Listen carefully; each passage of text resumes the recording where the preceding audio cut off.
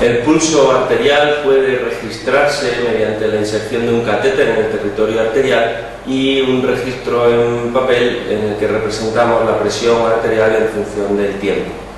La morfología normal del pulso arterial muestra, como se aprecia en la figura, una rama ascendente que es más empinada y una rama descendente durante la diástole más tendida, que generalmente está interrumpida en su parte inicial por la llamada incisura dícrota, que viene a representar el momento en que se cierra la válvula aórtica, cuyo golpe de cierre produce un pequeño artefacto que se puede registrar en el pulso arterial. El pulso arterial puede tener multitud de variantes en función de la situación hemodinámica del paciente, como por ejemplo en situaciones de hiperdinamia, como la fiebre o el embarazo o la anemia, en la que suele haber un pulso generalmente de algo más amplitud, aunque una morfología prácticamente normal, y situaciones de hipodinamia, como una sepsis grave o un hipotiroidismo avanzado, en el que el pulso arterial suele presentar baja amplitud. Es de destacar las anomalías que presenta el pulso arterial en situaciones en las que existe valvulopatía aórtica significativa, porque además son un motivo frecuente de examen, de pregunta en el examen, de tal manera que en la presencia de una estenosis valvular aórtica, al estar dificultada la salida de sangre del ventrículo hacia la aorta, esta salida consigue una subida muy discreta de la presión arterial y además tarda más tiempo en alcanzar el máximo, puesto que el ventrículo está empujando con gran intensidad para intentar vencer la resistencia que supone esa válvula. Por eso es un pulso habitualmente tardío, en el que el pico se alcanza más tarde de lo habitual, y además un pulso parvo, puesto que la amplitud total del pulso va a ser relativamente pequeña como consecuencia de esta dificultad la salida de la sangre. Sin embargo, cuando hay una insuficiencia aórtica, tenemos que considerar que parte de la sangre que ya había llegado a la aorta vuelve al ventrículo izquierdo y, por tanto, el ventrículo izquierdo en diástole tenemos en el ventrículo izquierdo mucha más sangre que en condiciones normales, puesto que se junta la normal que ha venido desde la aurícula con todo este volumen de sangre que regurgita desde la aorta. Así, un ventrículo izquierdo con el doble de volumen telediastólico, es decir, de precarga, por la ley de Frank-Starling va a dar lugar a una gran contracción. De esta manera podemos apreciar en el pulso un ascenso muy importante de la presión arterial durante la sístole y un descenso muy marcado durante la diástole de la presión, puesto que parte de la sangre que estaba en la aorta está fugando hacia atrás, hacia el ventrículo izquierdo. Así tenemos un pulso que se denomina magnus celer et altus y que en ocasiones presenta un pico doble en la sístole que se corresponde con el rebote elástico que supone la eyección de un gran volumen de sangre en la fase inicial de la sístole sobre la aorta, y tenemos una morfología en doble pico que se llama pulso bisperiens.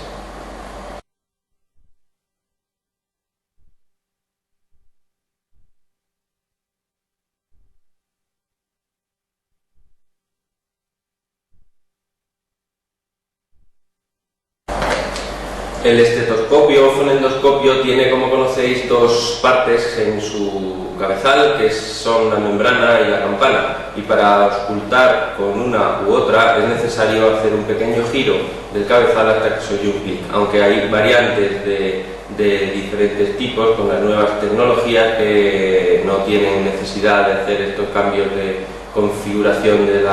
cabezal, pero digamos el estetoscopio clásico tiene una membrana y una campana con distintas funcionalidades, puesto que la membrana podemos interpretar que funciona a modo de filtro, de tal manera que nos borra todos aquellos sonidos que son de baja frecuencia y de baja intensidad, y nos permite concentrarnos en sonidos de alta intensidad y alta frecuencia, como puede ser el cierre de la válvula aórtica o de la válvula mitral. Sin embargo, la campana tiene un efecto de altavoz que nos va a permitir oír de una forma más clara aquellos sonidos de baja frecuencia y de baja intensidad que se producen dentro del corazón. Por lo tanto, en función de qué es lo que queremos auscultar, deberemos emplear preferentemente la membrana o la campana del fonendoscopio. Así pues, si queremos oír un ruido del origen que sea de alta frecuencia e intensidad, utilizaremos membrana, y si queremos auscultar un ruido de baja frecuencia e intensidad, tendremos que utilizar la campana. Desde el punto de vista de los soplos, como para tener una idea general, nos puede ser útil pensar en la diferencia de presión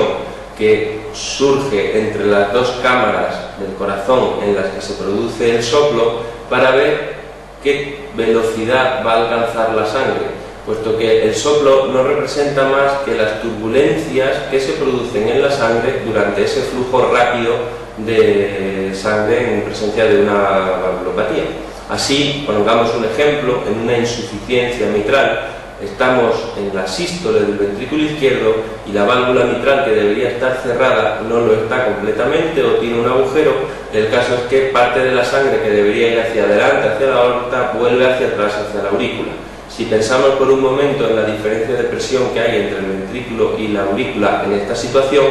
nos damos cuenta que el ventrículo durante su sístole va a tener una presión muy alta de 120, 130 milímetros de mercurio, mientras que la aurícula izquierda en condiciones normales va a tener una presión que no va a ir mucho más allá de los 15 o como mucho 20 milímetros de mercurio en situación como la insuficiencia mitral. Por eso la diferencia de presión es muy alta, es de esperar que la sangre fluya de ventrículo a aurícula a gran velocidad, produciendo grandes turbulencias que van a producir un ruido de alta frecuencia y alta intensidad. Por eso generalmente se debe ocultar con la membrana. Sin embargo, en la estenosis de la válvula mitral, la diferencia de presión que existe entre aurícula y ventrículo es pequeña, puesto que realmente, si recordamos que en diástole el ventrículo aspira sangre desde la aurícula a través de la mitral, si la válvula no tuviera estenosis, esa sangre pasaría con un flujo laminar despacito, sin prácticamente diferencia de presión, y no va a producir turbulencia, y solo en presencia de una estenosis mitral le va a costar trabajo pasar la sangre y generará las turbulencias que condicionan la aparición del soplo. Estas turbulencias van a ser de baja frecuencia y de baja intensidad, porque la diferencia de presión que se establece a través de la válvula mitral durante la diástole en presencia de estenosis mitral van a ser pequeñas. Por muy obstruida que esté la válvula, pues el ventrículo izquierdo en diástole vamos a imaginarnos que tiene 0,5 milímetros de mercurio, y la aurícula en situación de estenosis mitral con presión más alta de lo normal, pues a lo mejor tiene 10, 15, 20 milímetros de mercurio. El caso es que tan solo habrá una diferencia de unos 10 o 12 milímetros de mercurio entre ambas cámaras. Esa pequeña diferencia va a hacer que la sangre no se acelere demasiado y que, por tanto, el soplo sea de baja frecuencia y de baja intensidad, y generalmente necesitaremos auscultarlo preferentemente con la campana del fonendoscopio.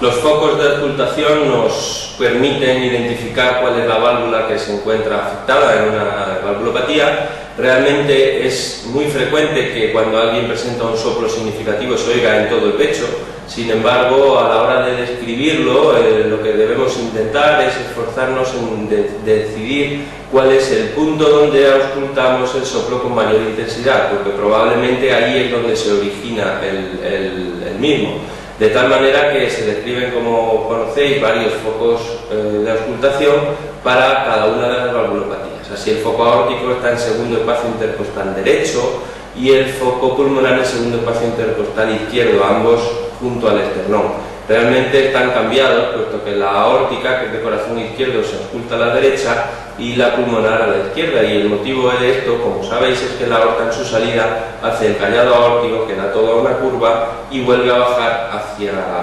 través del retrotórax hacia el lado izquierdo. Por eso existe un foco aórtico accesorio inmediatamente debajo del pulmonar, donde también se pueden auscultar los soplos originados en la aorta. La válvula mitral y la válvula tricúrpide sí que se encuentran cada una en su lado natural, de tal manera que la tricúrpide anda más o menos por la zona de la apófisis sifoidea, por el final del esternón, a la derecha, y la mitral básicamente en la punta del corazón, que viene a estar en condiciones fisiológicas en el quinto espacio intercostal izquierdo, más o menos en la línea medio clavicular. Realmente, desplazamientos por crecimiento del corazón o rotaciones del mismo pueden modificar el punto exacto de mayor capacidad de ocultación de un soplo, pero digamos que en las condiciones normales, y las que generalmente son motivo de pregunta en los exámenes, pues cada válvula pues, va a tener el soplo en su sitio.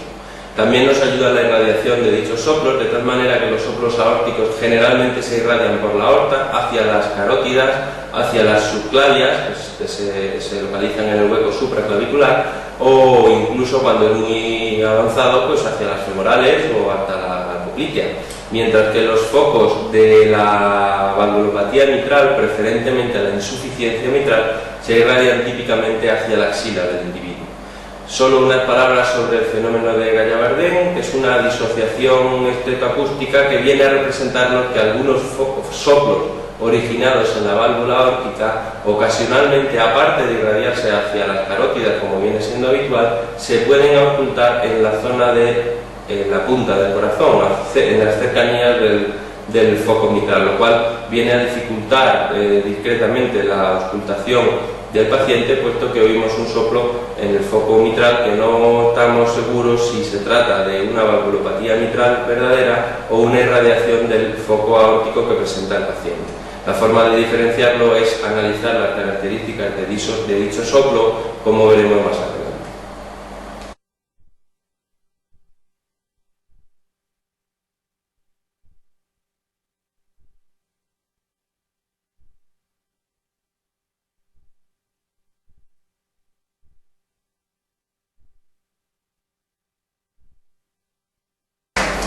El primer y segundo ruido cardíaco se producen por el cierre de las válvulas durante el ciclo cardíaco. En condiciones fisiológicas la apertura de las válvulas no produce ningún ruido y en condiciones fisiológicas el cierre sí, pues es un gran portazo el que realiza la válvula en el momento de cerrarse como corresponde. Realmente el primer ruido está compuesto por la suma del cierre de la válvula mitral y de la válvula tricúspide en ese orden, y el segundo de la válvula aórtica y la pulmonar en ese mismo orden. Digamos que en orden alfabético va siempre, la que va primero es siempre la válvula del lado izquierdo. En condiciones normales esa pequeña diferencia de tiempos en el cierre de las válvulas es difícil, pero se nota en la ocultación en un paciente sano, en una persona sana, existiendo toda una gran variedad de situaciones en las que este desdoblamiento se hace más marcado. De tal manera que la idea general de cómo identificar, cómo se modifica el desdoblamiento de los ruidos en función de las circunstancias clínicas, es pensar que siempre que un ventrículo tiene un problema para uno de esos tiempos, alarga el tiempo lo más posible. Esto es difícil de entender así, pero fácil con un ejemplo. Si el ventrículo izquierdo tiene un problema para inyectar la sangre hacia la aorta, por ejemplo, porque hay una gran estenosis de la válvula aórtica, lógicamente el ventrículo dice que tiene que empujar la sangre a través de esa dificultad durante más tiempo. Por lo tanto, abrirá la válvula aórtica algo antes de lo normal y la cerrará algo después de lo normal. Esto modifica el momento de cierre y de apertura de las válvulas y lo podemos identificar con los desdoblamientos de los ruidos. Así pues, hay un desdoblamiento que se considera fisiológico, que es el desdoblamiento que se produce durante la inspiración, de tal manera que al inspirar, como disminuye la presión intratorácica y aumenta por tanto el retorno venoso a la aurícula derecha, el lado derecho del corazón está sobrecargado de volumen y el ventrículo derecho responde a esa sobrecarga abriendo sus válvulas un poco antes de lo normal y cerrándolas un poquito después. Así pues, podemos oír cómo durante la inspiración el cierre de las válvulas pulmonar y tricúspide es algo más tarde de lo normal, aumentando el desdoblamiento fisiológico que teníamos en circunstancias basales. En el momento en que el paciente expira, ya no existe esa sobrecarga de volumen al lado derecho del corazón y vuelven a colocarse, digamos, en su posición normal. Pues este desdoblamiento, decimos, es un desdoblamiento fisiológico, respiratorio. Aparte hay multitud de situaciones que producen un desdoblamiento patológico que son fácilmente comprensibles con esa idea general que hemos lanzado antes. Así pues, en presencia, por ejemplo, de una embolia de pulmón masiva, el ventrículo derecho va a encontrar gran dificultad para meter la sangre dentro de la arteria pulmonar, porque hay un gran aumento en su postcarga. ¿Cómo responderá? Pues abriendo la válvula pulmonar algo antes de lo normal, manteniéndola abierta el mayor tiempo posible y cerrándola algo después de lo normal. Así es sencillo comprender cómo durante una embolia pulmonar masiva se puede ocultar un desdoblamiento amplio del segundo ruido por retraso en el cierre de la válvula pulmonar. Cuando es la válvula aórtica de la que hablamos, también ocurre, solo que el efecto que podemos notar es un desdoblamiento incluso paradójico del ruido correspondiente. Lo ponemos con un ejemplo: en una estenosis aórtica grave o en una hipertensión arterial grave, en la que haya un aumento marcado de la postcarga del ventrículo izquierdo, este va a abrir la válvula aórtica algo antes de lo normal, eso no lo vamos a ocultar si la válvula está sana, y la va a cerrar algo más tarde de lo normal, y eso sí podemos identificarlo con el fonendo, puesto que el cierre aórtico se retrasa y puede que me coincida encima del pulmonar, o incluso, si la situación es grave, que esté detrás del pulmonar. Así podemos llamarle un desdoblamiento invertido o paradójico del segundo ruido, pues en lugar de ir primero el aórtico y luego el pulmonar, oímos primero el pulmonar y luego el aórtico, como consecuencia del retraso aórtico. Esta diferenciación entre los dos componentes de cada uno de los ruidos, para saber cuál es el mitral, cuál es el tricuspideo, es cuestión de entrenamiento y de concentrarse en ese ruido, colocando la membrana del fonendoscopio en el foco correspondiente, de tal manera que probablemente todos tenemos la experiencia de que al poner a alguien el fonendo en el foco aórtico, pues oímos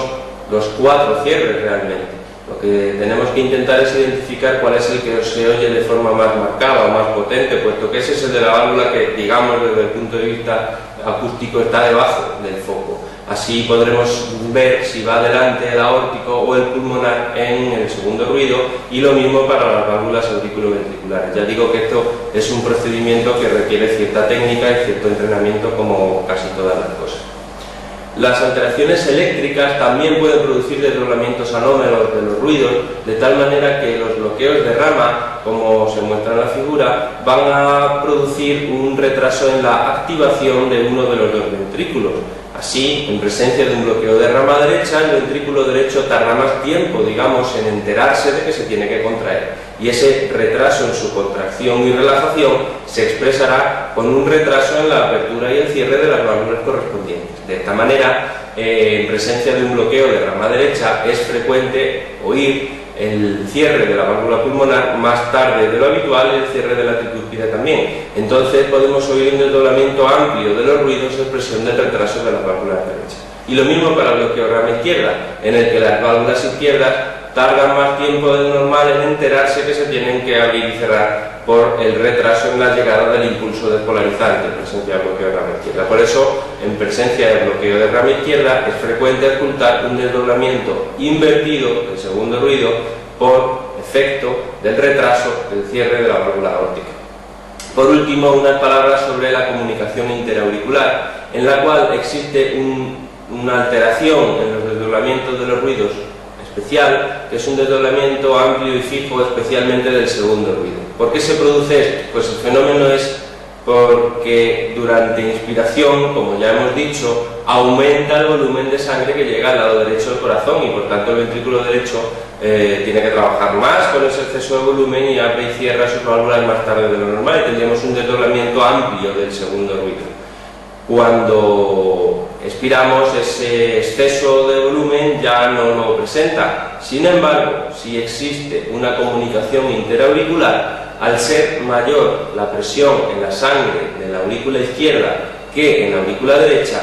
durante expiración y durante inspiración vamos a tener un continuo paso de sangre desde la aurícula izquierda a derecha, que viene a suponer una sobrecarga de volumen para el lado derecho del corazón, de tal manera que tanto en expiración como en expiración tendremos un aumento de volumen en el lado derecho, es decir, un retraso en el cierre de las válvulas del lado derecho. Esto es lo que se denomina un desdoblamiento amplio y fijo del segundo ruido. Fijo quiere decir que no se modifica con la respiración, pues en condiciones normales, al inspirar, ya vemos ese retraso fisiológico del cierre de la válvula pulmonar, pero al expirar debería volver a su sitio. Pero si hay una CIA, por la sobrecarga de volumen al lado derecho que supone ese orificio, vamos a tener ese retraso tanto al inspirar como al expirar, y eso es lo que representa el hecho de que el desdoblamiento sea amplio y fijo del segundo ruido. Esto tiene relevancia porque desde el punto de vista de la exploración física, la comunicación interauricular generalmente,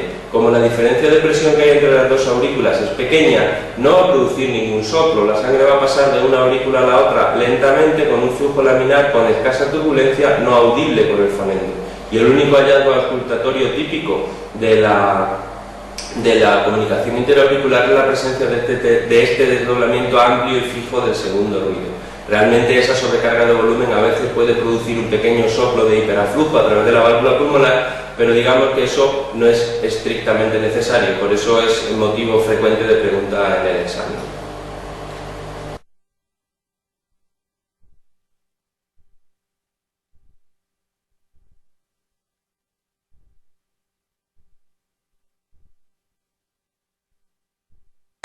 Los extratonos, que son el tercer y el cuarto ruido, son aquellos que se producen durante diástole y se llaman tercero y cuarto pues porque van después del segundo y van en ese orden. Son ruidos, por tanto, diastólicos y que son de baja frecuencia y de baja intensidad y que debemos auscultar, por tanto, con la campana del fonendoscopio. El tercer ruido se produce en el principio de la diástole coincidiendo con el llenado rápido del ventrículo izquierdo. Durante ese primer gran chupetón de sangre que hace el ventrículo en la diástole, vamos a tener un paso de sangre muy llamativo desde aurícula izquierda a ventrículo izquierdo. Eso en un corazón en condiciones normales no supone ninguna turbulencia y ningún ruido audible, pero en situaciones en las que ese llenado rápido sea más violento de lo normal o más rápido de lo normal o con un volumen mayor de lo normal, puede haber pequeñas turbulencias que dan lugar al tercer ruido.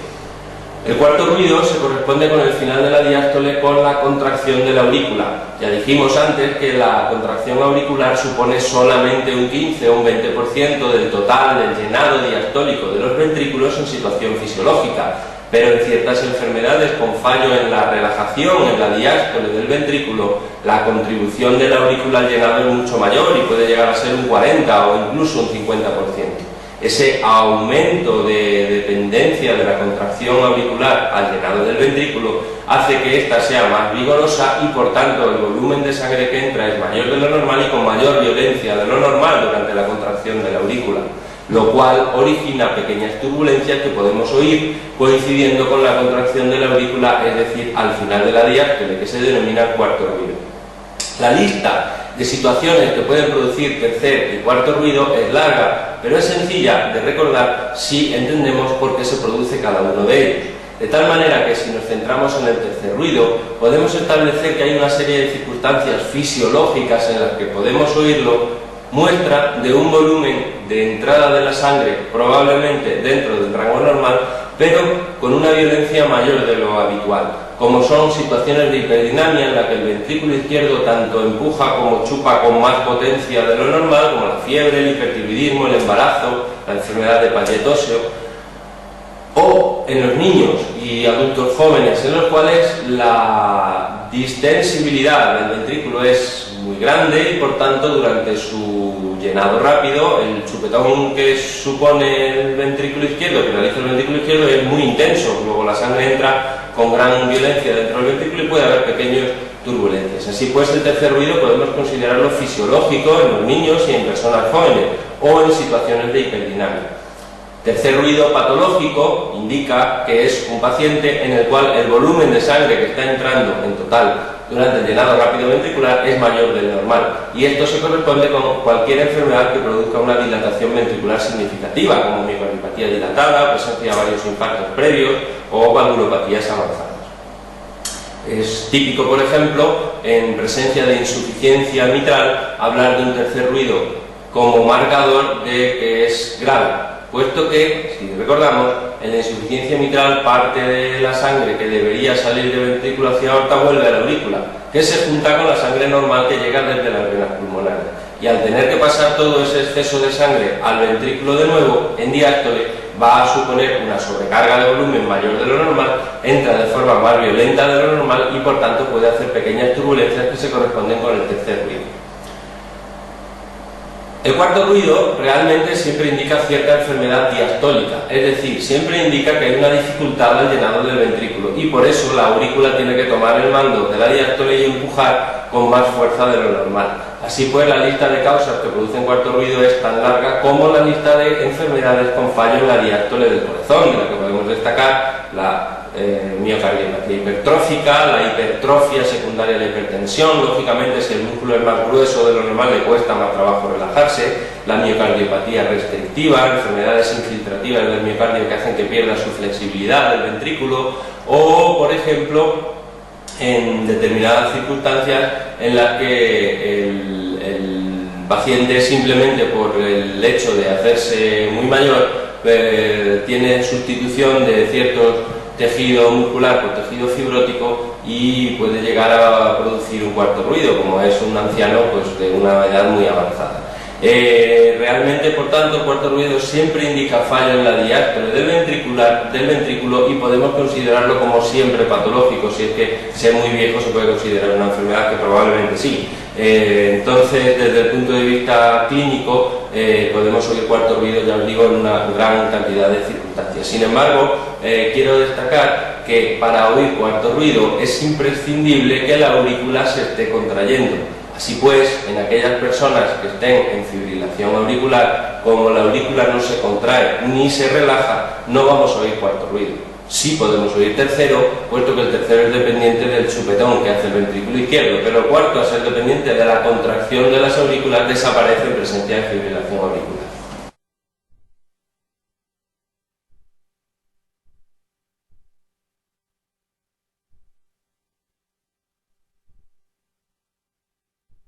Si nos centramos un momento en el esquema del ciclo cardíaco, podemos ver representado en color rojo cuál sería la evolución de la presión en la aorta a lo largo de todo el ciclo cardíaco, y se corresponde con un aumento de presión durante la sístole, una caída lenta durante la diástole y al principio de diástole interrumpida por la incisura dícrota, que coincide con el momento en que se cierra la válvula aórtica. Si por un momento pensamos qué ocurre dentro del ventrículo izquierdo durante este ciclo, podemos imaginar que durante la sístole, al estar contrayéndose, va a subir de forma muy llamativa la presión arterial en su interior, hasta que su presión supere a la presión aórtica. A partir de ese momento se abre la válvula aórtica y empieza a salir sangre del ventrículo a aorta. Este alcanzará una cúspide en el momento de máxima eyección del ventrículo y discretamente, poco a poco, a medida que el ventrículo se vacía y deja de empujar tanta sangre hacia adelante, pues va empezando a bajar su presión. En el momento en que se cierra la válvula aórtica, la aorta tendrá su presión propia, que es la que representamos en rojo, discretamente va bajando a lo largo de la diástole, pues se va repartiendo la sangre por todas las arterias del organismo, mientras que el ventrículo va a empezar su diástole. Y la diástole ventricular es un proceso activo que consume energía, en la que el ventrículo, digamos, chupa sangre desde las aurículas. Ese proceso activo diastólico se corresponde, por tanto, con una caída de presión, pues el ventrículo está dilatándose activamente para atraer la sangre de las aurículas. Así pues, la presión en su interior baja de una forma más o menos llamativa hasta que llega un momento en que es tan baja que es inferior a la presión que hay en la aurícula. En ese momento se abre la válvula mitral. Una vez que se ha abierto la válvula mitral, todo el montón de sangre que tenemos en la aurícula izquierda penetra hacia el ventrículo, produciendo lo que se denomina el llenado rápido ventricular. Ese primer llenado ventricular es bastante violento y en ocasiones puede, sobre todo en personas jóvenes, dar lugar a que se ausculte un tercer ruido. Durante una gran fase posterior de la diástole sigue entrando sangre poco a poco dentro del ventrículo, porque el ventrículo sigue chupando poco a poco, digamos que ya menos volumen, puesto que ya se ha llenado bastante durante el llenado rápido inicial. Y al final de la diástole puede contribuir a ese llenado la contracción de la aurícula, de forma que un 15-20% del total de la sangre que entra en esta última fase de patada o contribución auricular, que es como se la denomina. Si por un momento nos centramos en qué está ocurriendo la presión de la aurícula izquierda durante el ciclo cardíaco, también vamos a empezar pensando en el momento en que la aurícula se contrae, que es, digamos, el final de la diástole ventricular. Cuando la aurícula se contrae, lógicamente la presión aumenta en su interior, como podemos ver en la línea de color negro, y en el momento en que la aurícula deja de contraerse, el ventrículo empieza su contracción y lo primero que acontece es el cierre de la válvula mitral, de tal manera que al aumentar la presión del ventrículo por contracción del músculo ventricular, la válvula mitral se cierra. Este cierre de la válvula mitral puede producir un artefacto, una especie de ruido en la curva de presión de la aurícula, y a partir de ese momento el ventrículo sigue su sístole y durante la misma la aurícula se relaja. La relajación de la aurícula va a suponer que poco a poco la presión disminuye, pero al disminuir la presión empieza a llegar sangre desde las venas pulmonares, y esa llegada de sangre desde las venas pulmonares va aumentando poco a poco la presión, hasta que, digamos, hay un momento determinado en el que la aurícula ya está muy llena y coincide con que el ventrículo ya acabó su sístole y empieza su diástole. Y cuando baja la presión ventricular por debajo de la aurícula, se produce ese gran chupetón de sangre desde el ventrículo, que es el llenado rápido y que va a hacer que toda la sangre de la aurícula trate de meterse hacia el ventrículo. Así pues, baja la presión dentro de la aurícula y ya se mantiene más o menos bajita durante el resto de la diástole, hasta el final en el que de nuevo la aurícula se contrae para meter sangre dentro del ventrículo. Esta representación gráfica tiene una serie de puntos que quiero destacar, como son, en primer lugar, la existencia de unos tiempos de contracción y relajación isovolumétrica, que vienen a representar, como vemos por ejemplo en la contracción isovolumétrica, que desde el momento en que el ventrículo izquierdo empieza a contraerse, no está saliendo sangre del ventrículo hasta la aorta, porque necesita un tiempo el ventrículo para elevar su presión en el interior lo suficiente para superar a la presión que tiene la aorta. En este tiempo, por lo tanto, aunque el ventrículo está en sístole y se está contrayendo, no sale sangre aún del corazón del ventrículo. Ni tampoco está entrando sangre porque ya ha empezado la sístole ventricular y por tanto se cerró la válvula mitral. Por eso es un tiempo isovolumétrico en el que el único fenómeno que acontece es la elevación de la presión dentro de la cavidad ventricular izquierda. El tiempo de contracción isovolumétrico es importante tenerlo en consideración de cara a explicar los soplos. Un soplo de una estenosis aórtica no va a comenzar en el preciso instante en que empieza la sístole, que yo identifico por el primer ruido, sino que tenemos que esperar un ratito, que es el tiempo de contracción isovolumétrica, hasta que se abra la válvula aórtica, y en el momento en que se abra y empiece a fluir la sangre, empezará a hacer turbulencias y por tanto a producir el soplo. Lo mismo ocurre con la diástole. Desde el momento en que el ventrículo deja de empujar y empieza a dilatarse en diástole, hasta el momento en que se abre la válvula mitral, pasa un periodo de tiempo. Ese periodo es el periodo de relajación isovolumétrica, en el cual la aórtica ya se ha cerrado, pues el ventrículo dejó de empujar, y la mitral aún no se ha abierto, puesto que el ventrículo está dilatándose, disminuyendo la presión en su interior hasta que baje por debajo de la presión auricular y por tanto se abra la válvula mitral. Hay que recordar que las válvulas no se abren y se cierran porque tienen de ellas ningún músculo capilar ni ninguna cosa rara, se abren o se cierran en función de la presión de la sangre a ambos lados de la válvula.